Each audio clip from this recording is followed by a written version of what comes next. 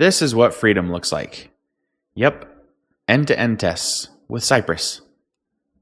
These tests don't know how features are implemented. They just interact with the DOM the way a user would, which gives you the freedom to update implementation details all you want. If the behavior stays the same, then the test will still be valid. So what does it take to get this freedom? How hard is it? Let's see with an example. Here's the exchange rate demo app I found from GitHub, and it has some live data. It's about exchange rates between currencies, and you can delete stuff and add stuff. Okay, I'm just following the instructions on the Cypress docs. This is my first time doing this. It was very easy to install it. Opening was very easy. I added this script to my npm commands, mostly because it said to, and I'm just trying to follow the exact path that they want, but also because I just found out you can add npm scripts to your tab completions in your terminal. So this is pretty nice. I typed npm run and it auto-completed the 6 scripts I have. When I typed C and then hit tab, it auto-completed that. So that was pretty awesome. I launched this and I never configured end-to-end testing. They give you 2 choices. I don't like how it says your first decision is the biggest decision you'll ever make. That doesn't make sense. And they said you can change it later anyway. But basically, so you run that command and then they present you 2 choices. I clicked end-to-end testing because it said it was already configured.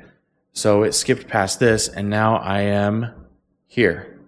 Okay, so create your first spec. I don't have any specs yet, so that's what I got to do next. Well, this is cool. It just gave me a button to push and then it scaffolded out a bunch of examples. These are a ton of examples, but I guess that's nice. I'm probably just gonna, I don't know. They're not hurting anything, but there's so many. And look, here they are. All of them right here in the Cypress folder. So that'll be cool, I guess. And here's the config file. Okay, that. All right, and what do we have? That's the thing I added, the dependency, and then the command. So that's how the code has changed so far. And here we have a ton of comments, and what is up with these squigglies? Okay. I'll have to figure that out. All right, I Googled that error I was seeing, and it brought me here. And then this person was saying, oh, you need to install the plugin. So I went to that on GitHub and found how to install it. And then instead of following here, I followed the original Stack Overflow answer that said to add this to ESLint. And I had an eslint.cjs file. And so I added what he had there at the end. And yeah, it looks like it got rid of it. So I'm happy. I guess it was configured for some reason. This project was configured with Cypress maybe, and I've installed a later version or something. I'm not really sure. So, I don't know. But what I did works for now, so we'll see how that goes. Okay, this is strange because here it's assuming that we haven't written any tests with Cypress, but it did generate a lot of example tests for us, so we don't really need to go through this, right? Instead, they have a ton of comments in the code here, so I'm just going to read through these and understand what it's doing. Okay, so we have just a welcome message here, basically, so I'm deleting that. And this is just a before each, runs before every time. Thought about getting rid of it and replacing it with a setup function that you explicitly call in each test, but I don't care. And you know, I talked to someone and they're like, Cypress just does this. And I'm like, okay, fine. Yeah, so moving on. Well, I just deleted the comments because these are really self-explanatory. It's getting the to-do list and it should have length of 2. It's getting this thing, it should have text. It's getting this thing, the last one should have text. Really, really self-explanatory. Not hard to understand at all. The sci.get here, the thing about this is you're like adding instructions. So if you were to put a console log or something here, it would just get lost. Like, I think there actually is a sci.log, isn't there? I've written some tests. Yeah, there is. I've written some tests with Cypress before. But yeah, so it just adds these to a list of instructions. Basically, they get executed separately. And so this isn't regular synchronous programming. You can just, it runs in a sequence, but that's only once the Cypress commands are running. So this is sort of like setting it up and then they execute it some other time. Kind of interesting. And just for fun, I added a sci log here. So let's go and run that. So if you go back to the dashboard here, you can click on this thing. Oh, it automatically starts running once you click on it. That's crazy. I think that's what I'm looking at. Yeah. todo.sci. Okay. Tests are loading. This is taking forever. I'm gonna have to pause this recording. Oh, that's cool. I was sitting there staring at it. I mean, I clicked out and then clicked back in and it's still doing the same thing, but you can open it in your IDE. From there, you select which IDE you want. It saves your preference and then, wow, that is nice. So, well, that's cool, but the test isn't running. So I don't know. Maybe I should just run something locally or something. I don't know. Why is it taking forever? Why is it stuck? Okay, something is happening now. I had to exit out completely. So I exited the terminal process and okay, let's see what's happening here. The first one, I think the first one. Oh, look, yes, there's the log. Ha, look, there it is. It worked.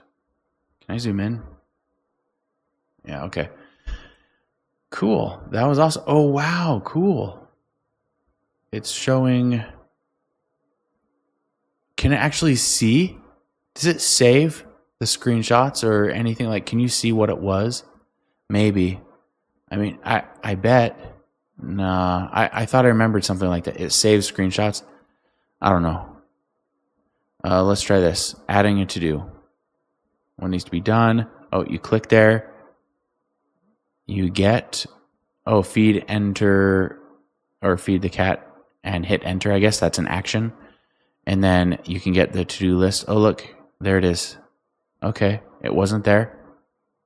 Yeah, it is caching the screenshots. I remember that. Gosh, this is great.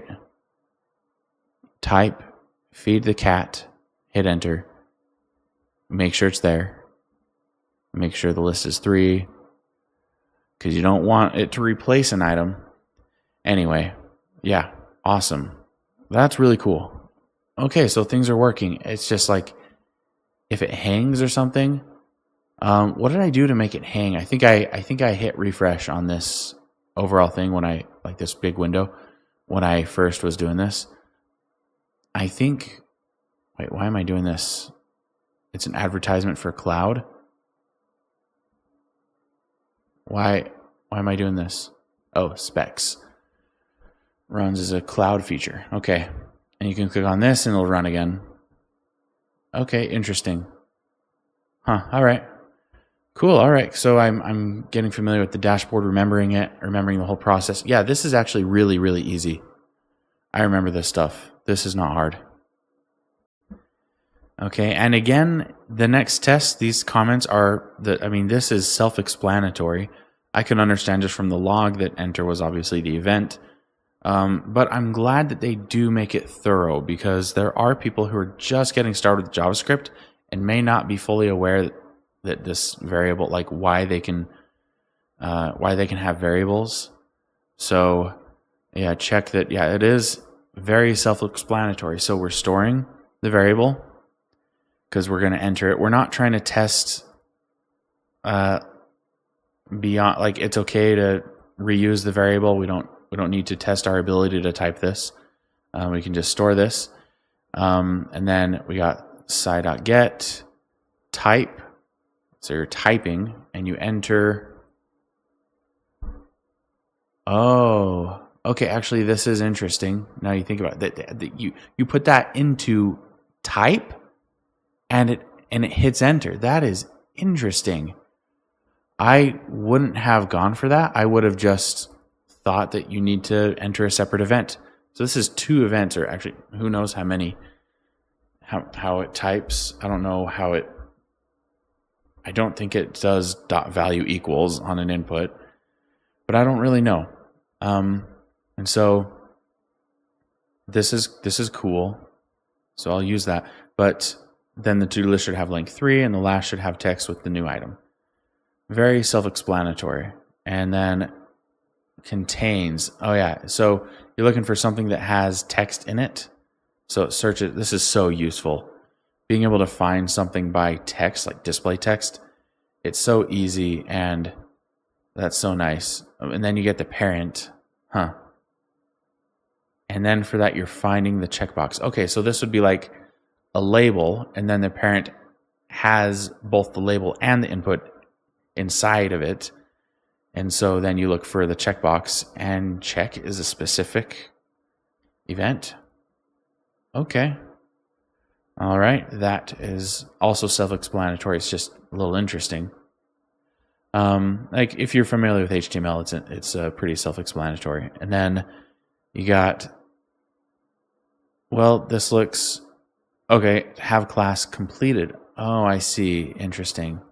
So you're actually expecting it to have some CSS on it. Interesting.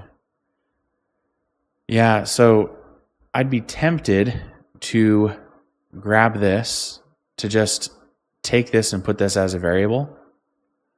So it's interesting that they don't do that, that they run the full line all in one. I don't know if I remember there being some counterintuitive things with Cypress sometimes. Maybe this might be one of them. I don't know. I kind of want to follow the examples, but I also know that I don't like repetition. So, okay, so I asked ChatGPT, and they said there's nothing wrong with doing it this way, just extracting an item out like this and then using that twice. There's nothing wrong with that, nothing weird going on. It's just a matter of preference, I guess. It does perform the lookup twice, obviously. So if you're worried that it changes or anything like that, maybe it's okay to repeat this just to make sure you're getting a fresh, like the DOM is exactly what you expected every single step of the way. But I don't know. I think I would extract it personally. And then here we got contains that parent find checkbox check. Oh, here we go. We're starting. Oh, context. We've got something new here. Oh, and you can run a before each inside each test in the context. That is interesting. I didn't know there was such a thing like this. So with each of these tests, you're going to start with a checked item. Interesting. So I wonder if this is common. You do the thing, make sure it works, and then the next group of tests depend on that thing working. So you check that. Okay. Can filter for, okay, you're right. You're filtering for uncompleted, and you're expecting it to not have the one that's pay electric bill, right? So this all makes sense. Okay. And right. Okay, great. And then you can complete for that, and you would expect the first to be pay electric bill, and then the one that you haven't done shouldn't exist when you filter for completed tasks. Okay. Can delete all completed. Oh, okay. So you clear completed. That is a specific. Oh, this is 2 to MVC. I think I remember converting this to stated app at one point from RX Angular. Yeah. Okay. All right. It looks like I am a pro at Cypress now. Cool. All right, here's a best practice that is unfortunate, but kind of makes sense. You don't, the thing I was trying to do earlier, you don't want to assign aliases or like variables to Cypress command returns because, well, this is obvious. If you change a different page, like what does that even mean? You're gonna now click on something from a page you're not on anymore. But then you can make aliases by chaining .as, and then you refer to it like that. That's a thing you can get, or that's a thing you can do, and I guess it re-executes the get part of this. But anyway, it says you rarely need to ever use const, let, or var in Cypress. If you're using them, you will want to do some refactoring. Okay. For primitives, obviously, it's fine, like strings and stuff. But I looked at this. It has a link to this, and you cannot assign or work with the return values of any Cypress command. Commands are enqueued and run asynchronously. I wasn't trying to do this, or actually maybe I kind of was. I was trying to interact with it, and yeah, this is what I was basically trying to do. I think the test passed if I remember right. I don't remember, but so I guess that's the answer. So back with this code, it's small here, but there was some repetition here, and I wanted to get rid of that, but you don't. In Cypress, you don't do that. You just get everything fresh every time. And yeah. All right, learn something new. The next part of the tutorial has me create this example test.cy, and I decided to name it TS. I don't know why it's by default JS. That doesn't make any sense. But yeah, so it's just really simple. And the cool thing is, while you're running it, if we go back over to the test runner, I'm going to change this to true and save, and it reran automatically. That's pretty cool. Okay, this is surprising to me. Apparently it's an anti-pattern to set up your own app script for running your server as part of the Cypress scripts. So what you want to do is separately set up start your server and then run your tests separately. That is interesting. I didn't really expect that because one of the projects I've seen actually runs them together. So all right, I wrote my first test here. The problem was I wanted to test selecting a different currency, and it renders here, but this is inside of Canvas. So I gave up on that, and I said, you know what? I'm just going to test that there is something with euro in it, and then you can click on AED, and then there is something with AED after that, and not anything with euro. So that's what I did with the test. Contains euro, click. Contains AED, click. Contains euro, should not exist. Contains AED, should exist. And I ran it, and it worked. It worked. It passed. And this is so cool. You can look at each step what happened. This is so awesome. I love this. And now I should probably put it in a folder just so that it appears at the top because this is freaking annoying. So, so great. I'm having fun. It's a good idea to look at the best practices in the Cypress docs. So you have organizing tests, logging in, controlling state, selecting elements, assigning return values, don't do it. Visiting external sites, you want to have as much control as possible.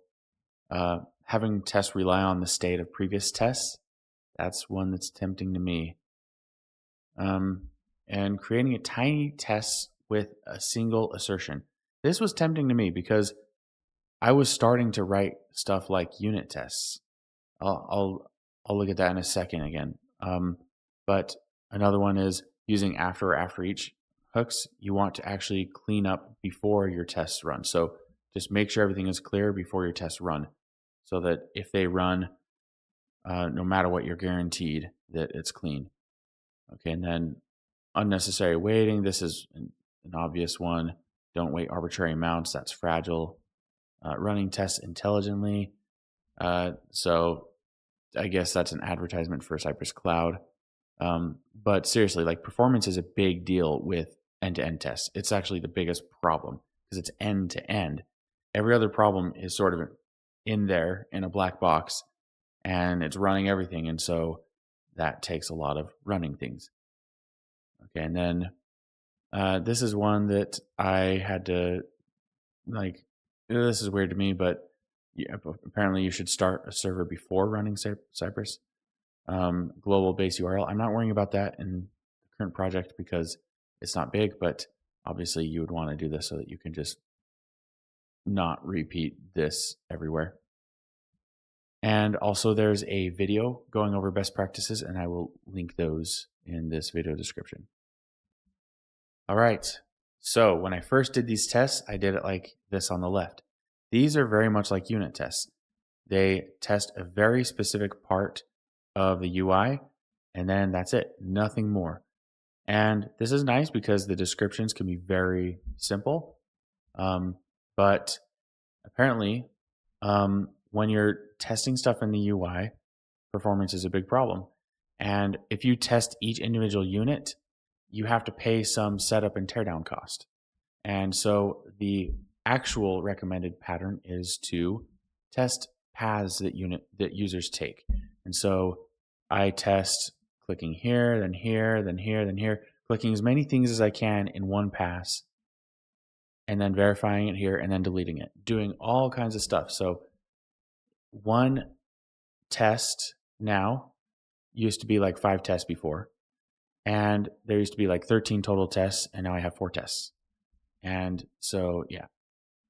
And then when I ran these tests this time, it took 17 seconds, and you can see it's doing a lot of things. And before, it was just doing one thing at a time, and I had like 13 of these tests, and it took like twice as long. So this is good advice. Test as much as you can at a time, and yeah, there's like a trade-off between performance and code organization with end-to-end tests, and you want to lean towards performance usually, and just make things direct. Have them read like a user would be performing actions, and don't agonize over organizing it super, like making the test super pure and neat. So, yep. All right, now my test I've written to use these selectors, just these, I made a list of selectors that I will be using in the tests. And you know, there are more advanced patterns, and this kind of doesn't matter. This is only one route that I'm testing in this app, so this just sort of makes sense to me. I like doing incrementally more complexity. I don't like creating huge abstractions all up front. But there are other patterns. This article goes over a few. There is a common pattern called page objects, and this is to share logic that's going over interactions that are common, and so you can reuse these. And so your page objects are tightly coupled to your tests and loosely coupled to the HTML. And honestly, and so this is how they could look like, but honestly, this is like very OOP to me, and I do not like OOP generally. So you're doing like new header, and so one of the disadvantages he mentions is you have to keep track of application state, but now you also have this object that potentially has state inside of it. So now you have to keep track of state suddenly in your end-to-end tests. And so that adds complications. And then you do weird like inheritance things sometimes with this pattern, when really you could just do Cypress commands to share logic. But I don't like this either, because when you use this, it shows up as an actual method on Cypress, but there's no way TypeScript isn't going to know about that. Like, we've been through this, like with web development. Like, when you modify the prototype, you create fragile code. Okay, so what I prefer is this, just functions, regular functions. If you want to reuse interactions, just create a function. I think that's fine. I think I could have gone further with this. I just have selectors that I'm reusing. And then if you look at how I use it, I do sci.get, this. And I probably could have put the site.get inside this as well. But, fine, I can do that later. But standalone functions, these seem a lot better than over abstracting and making. I don't even call it. It's not over abstracting. It's over aggregating. It's tying things together that don't need to be tied together. Okay, so they're hard to maintain. They take away from actual application development, and they're usually not documented well, and so they don't actually help save time. They introduce additional state, like I mentioned.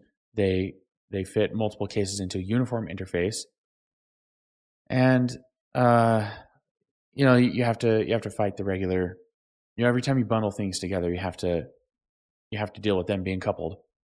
And then page objects make tests slow because they force tests to always go through the application user interface. And this is the interesting one.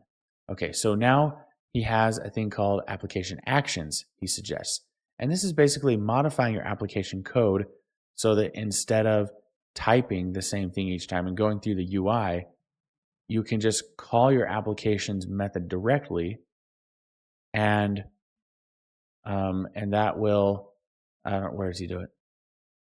Yeah, down here he explains. Okay, and so here he's actually adding it to. I mean, this is a weird way to add it. I don't see application code that looks like this, but you basically have a method that actually adds the to-dos to state, and then you can render it in the DOM and check the DOM. And so a lot of the time you have tests that depend on the steps that are already in a different test. So what he has a problem with is the performance issues with repeating those same steps with the page object model because you're reusing the exact same code that you used for this test. So in each of these, you need the state of the application to be where it was when it ended after test A. And then test A1, you perform subsequent steps, A2, subsequent steps, A3, same thing. And so you'll be repeating those steps a lot of times. And apparently going from the DOM to application state or the action being fired or the method being called, that takes up a lot of performance. And when he changed it from one step to, let's see, yes, all three finished in just over 1 second, already 3 times faster than before when he directly modified application state. Okay, so I thought about this a lot, and I don't actually like this because with end-to-end tests, they test everything from end to end, and that is fundamentally a performance issue. In order to skip anything between those ends, you have to look into the application, and so it becomes coupled. And so he says actually that's an okay thing because you could import the type definitions. I'm like, this sounds a little annoying. Like, I don't want to be refactoring my code and then realize I broke end-to-end tests. Like, do you have your tests running as you're developing? Maybe not end-to-end tests. That's not usually how I've seen things done. Maybe I could do that. Maybe I'm just starting with Cypress, but to me, they definitely become not end-to-end tests as soon as they start to know about individual functions in your application. They're not end-to-end tests anymore. And so I thought about this and I tried to find another way around it, but I don't think there is a way. So, yeah, I'm not going to worry about this for now. I think for now, I'm just going to have to go with functions, just function utilities. If I want to reuse stuff between tests, I'll just have an individual function. It'll be kind of like the page object model where you're actually performing the same code twice. But I don't want my application to be fragile, so I will just go ahead and repeat code like that. So no visibility, no coupling to the application code itself. If I wanted that, I mean, that gets rid of some of the advantage of end-to-end tests, honestly, because I'm refactoring projects. I don't want to have to refactor the code all the time. So, and update the tests every time. I want them to stay the same and to guarantee that I can change code however I want and know if I broke stuff.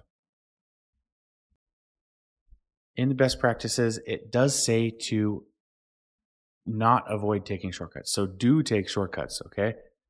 And so here, when you have tests that depend on the state of a previous test, that state, if you know what it is and you restore that state in your before each, you're going to couple yourself to that state shape. So the example they give with taking shortcuts is finding a different way to log in, not through the UI. That takes time. So if you can just log in through the API directly, or set local storage, probably something like that, that makes sense to me because the state is extremely simple, and so you're not actually coupling to anything. Like, how often does your you know JSON web token, how often does that change shape? Probably not too often compared to like all your tests that you're running that depend on having that. So I would say restore the state if it's simple, and that's it. I was thinking like, okay, you could use Redux. You could take the entire application state and serialize it and then save that in your test. But then literally anytime you make any change to your state shape, that breaks. So no, do not couple, do not take shortcuts with end-to-end testing unless restoring the state is simple. It's just like going to URL. The URL is state, and if it's simple, that's something you can hard code in your tests, and that is awesome. Okay, like I said in best practices, what you want to do is clear the state and get ready for the test in the before each. Don't rely on tests cleaning up after themselves. Make sure it's clear before. However, also, Cypress automatically clears local storage, so I didn't need to do that here. So, yeah. Okay, and here I'm testing that something got saved in local storage. And the interesting thing here is we have the Save Currencies button, and we can click it. Oh gosh, these pop-ups are irritating. So we have Save Currencies, and we can click that, and then make sure it's in local storage, but you can't call and expect just in the top level it block, okay? You have to do it inside of a should. So this is how I did it. You just get the Save Currencies button, and this assertion has nothing to do with this button, but you're allowed to call should on that. And oh my gosh, get out of the way! And so that's when I could call expect there. Gosh, these things. I feel like VS Code updated recently, and now these things are impossible to get rid of. Like, they don't go away on their own. It takes forever for them to go away too. I got to figure that out. Another thing in best practices was to not rely on the return value of any command. And that's really, really important. It even matters in when you're calling .then. So like here, if you were to return something from this, you would not be able to get it if you chained a .then next. It is not returned. So yeah, like even if you return a straight value, like a string or whatever, that's not how this works. This doesn't seem to be a promise. It just has a then method on it. So yeah, it's a little counterintuitive, but yeah, don't do that. Okay, and lastly, the cool thing about Cypress is that any of these steps can fail. And so every single command is a test. Okay. And so it really is a different mindset. And it'll wait a certain time. I think it's like 3 seconds before it fails. So here with the exchange rate app, there is like a if I unpin this, you can see it's like generating currency exchange rates constantly. And I had to wait for a new one to come in to test that certain functionality was working. And I put that test last because it involves waiting. And so I didn't want any previous tests to be waiting for this to pass. So and it will keep running this until this passes. So pretty crazy. It's it's cool, and getting used to how this works, you can use it and strategize about how to organize your tests to make them more convenient. So yeah, so cool. It runs until it knows that this won't pass. This is different from unit tests. So yeah, pretty awesome, I think. So Cypress definitely has some gotchas, but overall, I think it's well worth the freedom. I'm definitely going to be using it more and more. Actually, in the next video, I'm going to be doing a very special Angular upgrade, and I'll be using Cypress to make sure it worked out. And from now on, I'll be testing stated app releases against more and more applications that have thorough end-to-end tests. So subscribe if you want to see any of that.